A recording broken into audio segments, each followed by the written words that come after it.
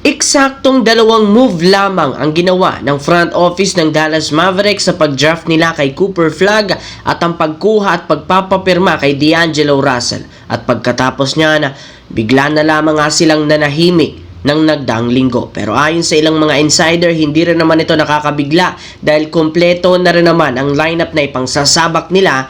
Especially ang gagamiting starting five ngayon, D'Angelo Russell, Klay Thompson, Cooper Flagg, Anthony Davis at si Daniel Gafford. Yes mga idol, kasali pa rin bilang starter si Klay Thompson na hindi rin naman ikinagusto ng ilang mga fans, gayong mas matalino nga daw kung gagamitin nila dito si PJ Washington upang magkaroon rin naman sila ng at least isang perimeter defender sa starting lineup. Kung ipagsasama na po ni Coach Jason Kidd sina D'Lo, Klay Thompson at Cooper Flagg, marahil samantalahin lamang ng kalaban ng kanilang depensa. Kaya kung hindi gagana ang kanilang unang starting lineup, posibleng ibang kumuli si Klay Thompson. Samantala, dito naman tayo sa ating pangalawang pag-uusapan. Dahil nga sa pagkakaroon na lamang ni LeBron James ng 1 taon sa kanyang kasalukuyang kontrata sa Lakers, marami sa kanyang mga haters ang umaasa na either magre-retiro na ito o di kay aalis ng ibang kupunan. Ito na rin naman ang mismong dahilan bakit hindi pa ngayon nakakakuha ang kampyonato ang Lakers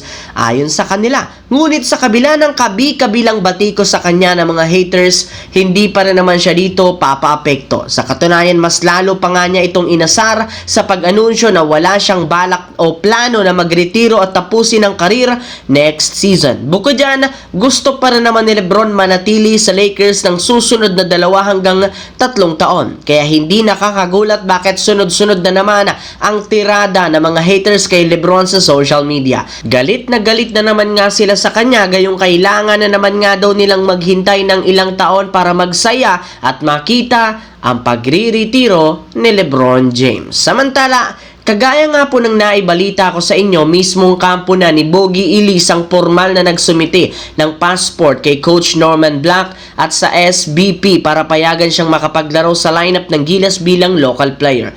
Bukod sa kanya, may iba pang Philam player ang nagbigay interest dito, kagaya ng paglalaro ng 6-foot player, Philam guard na si Remy Martin na naging parte ng University of Kansas na nanalo ng National Championship. Sinubukan rin naman itong pumasok noong 2022 NBA draft, ngunit naging undrafted nga ito. Kaya napilitan na maglaro siya sa NBA G League.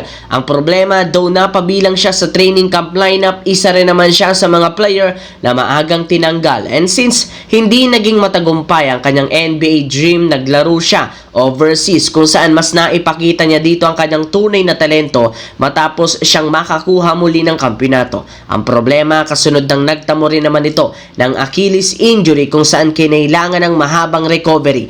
Hindi nga kayo nagkakamali sa inyong narinig, kagagaling pa lang nito sa isang malalang injury. Pero sa kabila ng gusto pa rin maglaro sa ating national team, gayong matagal niya na nga itong planong gawin. In fact, kagaya ni Bogey Ellis, nagsumite rin ito ng pasaporte sa SBP.